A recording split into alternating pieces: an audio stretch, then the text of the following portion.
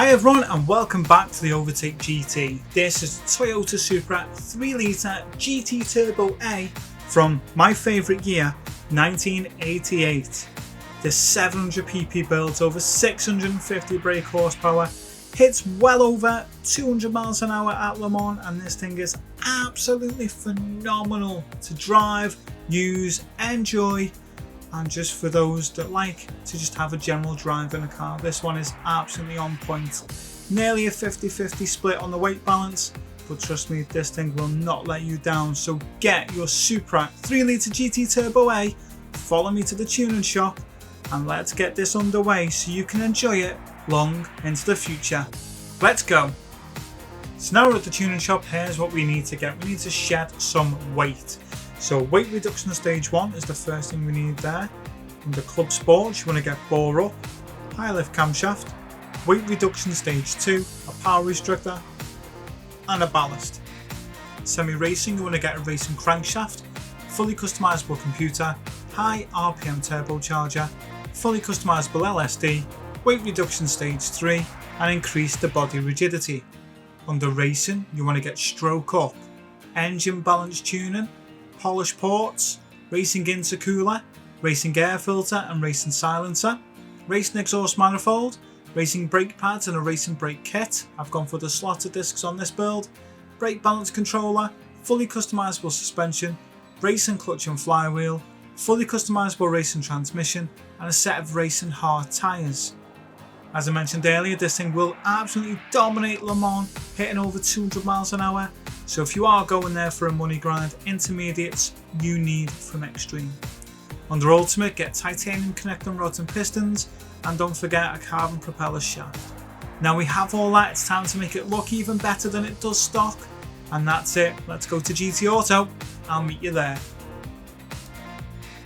So here we are, we're at GT Auto, and the first thing we need to do is go to car maintenance and service. And on the bottom right hand side you'll see it says wide body. Get that installed on the car and that will give this thing a meaner looking stance. This is an absolute 80s icon of a car, and look at it, it looks even better with that wide body. Okay, let's go back and we want to go to car customization, and of course we're going to do the wheels first. So the wheels on this car that I've done this time, again, are the Volk racing wheels. Again, I have a massive thing for them at the minute. 16-inch wheels, rim width wide, offset wide, and get those installed on the car. So now you have those installed, custom parts, you want to go to front and you want type A, the side type A, the rear type B, you want that massive diffuser on there, and the wing, a custom wing set. Now it doesn't matter whether it's a high, medium or low wing or what the end plate is, pick whichever suits your style and get it installed on the car. You go to racing items, you can change your bonnet pin, your tow hook, and even the roll cage. Now I added a roll cage type C. And under other, light bulb, your number plate and your caliper colour. So get all that sorted for what suits your style.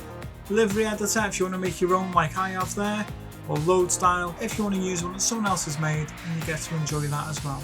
Now we've done all that, let's go back to the setting sheet and get this thing dialed in so you can win at Le Mans and beyond wherever you throw this car in. Let's get straight into that now. And here we are, we're back at the garage and it's the setting sheet. This Toyota, like you can see, over 650 brake horsepower, and it has that 49-51 split on the weight balance, but this thing really is a fantastic car to drive. Racing hard tyres are the first thing you need to get installed on there. Body height adjustments, 115 at the front and 130 at the rear. Your anti-roll bar is 10 at the front, 10 at the rear. Dampen ratio compression, 30 at the front and 30 at the rear. The dampen ratio expansion is 50 at the front and 50 at the rear. And your natural frequency is 3 at the front and 3 at the rear. And your negative camber angle is 2.8 at the front and 3 at the rear. A toe angle, I've gone for a toe out at the front of 0.15 and a toe in at the rear of 0.20. So make sure you get that absolutely spot on, okay? Initial torque is 10, acceleration sensitivity is 15, and braking sensitivity is 25. Downforce 88 at the front and 299 at the rear. And your ECU output adjustment 96%. Now this thing was very fiddly to get dialed in with the aero, the ECU and the performance adjustments, and this was the best way to get a really good balance of the car without losing too much speed and power. Make sure you've got your 145 kilo ballast position on 43, and power restrictor leave that at 100%.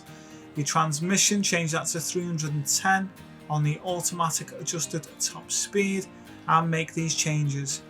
First gear 1.800, second gear 1.394, third gear 1.110, fourth gear 0.911, and fifth gear 0.773. That's a final drive of 3.726, revving just under 8,000 RPM, and this thing is astonishingly quick.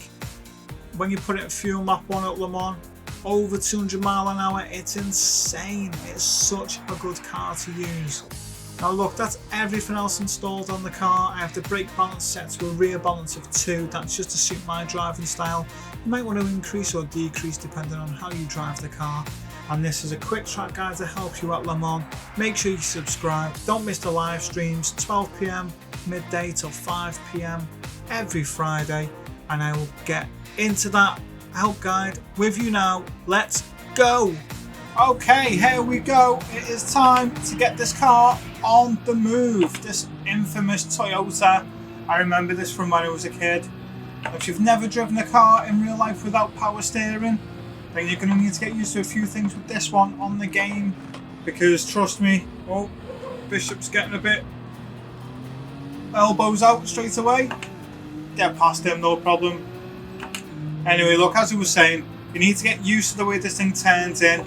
It's one of the things that you really do need to get used to. That's the only thing with the car, is getting it to turn in. Once you get used to how it does that, honestly, you'll be absolutely flying.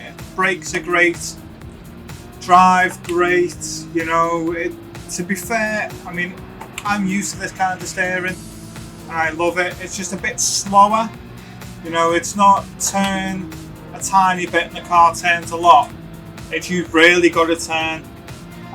If you're on a pad, you just need to slow it down before you get into those corners. It's all I've been doing is trying it on a pad just to make sure it works. It does work. It's just a case of just being more precise, turning in a little bit earlier, taking your time a bit more. Don't be so eager. That's the best way to describe it. But apart from that, it's great. As you've seen, fuel map 6, as always, get that on there. And what you're going to get for that is you're going to get an astonishing 3 laps of fuel from this absolute legend. I mean, look, it just plows through the miles there, miles per hour, over 180 on this section, over 190 on the first section of the Mulsanne Straight. We're quickly catching the Genesis G70 Group 4. What is not to love? And we're going to be first by the time we cross the line. We know we are. So again, another fantastic reason for you to hit that subscribe button and enjoy these builds. And what I'm going to do is I'm going to let you go, and I will see you when the weather changes, which make sure your weather map is always set. Oh, got hit then. Make sure your weather map is always set to the furthest out it can be. As you can see, make sure you're being reactive. Okay, proactive, sorry, not reactive. Make sure you're trying to be on the ball with your strategy. And other than that, that's it. I'll see you in a minute. So here we are, about to head onto the Mulsanne Straight lap 3. And look at that, look at what's coming over. I'm going to have to get round this lap quickly as I can, because I think it's going to be quicker than 3 minutes. That rain hitting me. But look at it coming over. It's dark blue, it's not nice. We're going to have to get some inters on. But the car's holding up great, and that's what I absolutely love. It might only look like a 15-second lead, but trust me, this is doing the absolute business. It's great on the tyres. It's got great pickup, and on the brakes it is just second to none. And like I say, for those of you that, you know, you want a car that literally turns on a dime, get used to how this turns and you will have one of the best drives you could have at Le Mans. I'm telling you now, it is a great car to use. Absolutely so enjoyable. I've got nothing more to say really other than that. Other than I can see a big green patch coming over to where I am, so we need to get to the pits as quick as possible, because the last thing I want to be doing is getting stuck on racing hard tyres when that torrential downpour gets here. So 20 seconds ahead of Portia. Let's skip to the pit stops. Okay, so I'm here at the pit stops now. Massive torrential cloud coming over. And you can see you're getting 3 laps and you still got 3% of fuel left when you do come in. I mean, this car has been absolutely brilliant so far. And now, to prove to you how good it is in the wet, I mean, I couldn't be any more chuffed with this, because it's solid to drive. It doesn't have a lot of body roll, so that's great.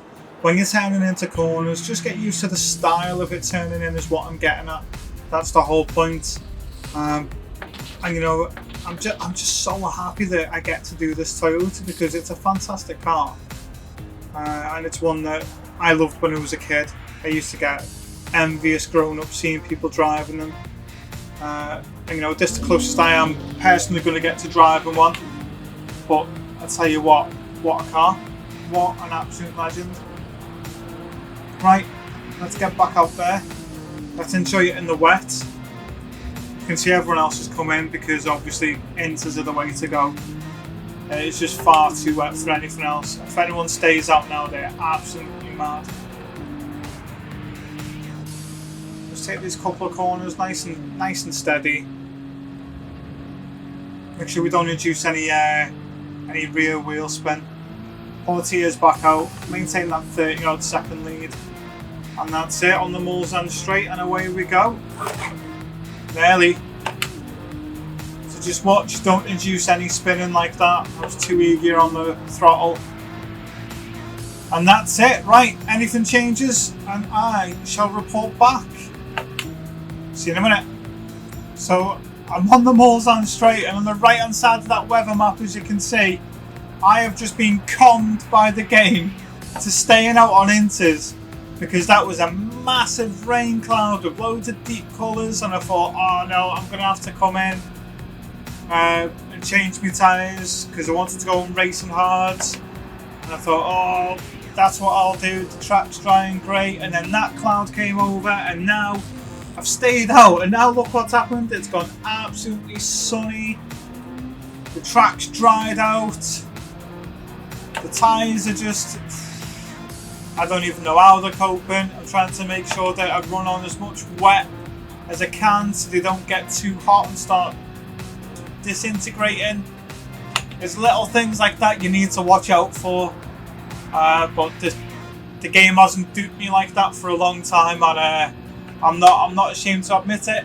You know, I bring it to your attention. Watch out for it. Not many people tell you that. Definitely watch out for it. The good thing is, look, 2-minute lead that's growing to whoever's behind us, and we'll just crack on, get to the end, change the tyres at the end of this one, and then we'll have one lap and we're as good as done. But I tell you what, this car is absolutely amazing. Right, I tell you what, I'll save you any more drama or bother. If the weather changes, I'll be back, but failing that, I'll see you when I cross the finish line for a nice healthy win in this amazing 700 pp build. See you in a minute. There we are, last corner, and that's it, all over, all done and over the line. So this car's great. Make sure you're using the brakes to help you if you need to turn corners, because it's absolutely spot on. But look at it, it's just got us a nice easy win, and the distance we've won by is phenomenal. For a car that is of this stature, you know, used car dealership, grab this car and look at that, win by a couple of minutes. And it really is a good car for you to use, and I can't recommend it highly enough. It's a solid performer, it's one I'm going to use, and it's from the best year, because I was born in that year. So the Supra 3 litre GT Turbo, make sure you get yours, And that's it. Now don't forget, Fridays 12 till 5, you get to watch me do live streams. If you haven't already, subscribe. And apart from that, go and have a fantastic day, and I'll see you on the next one. Take care.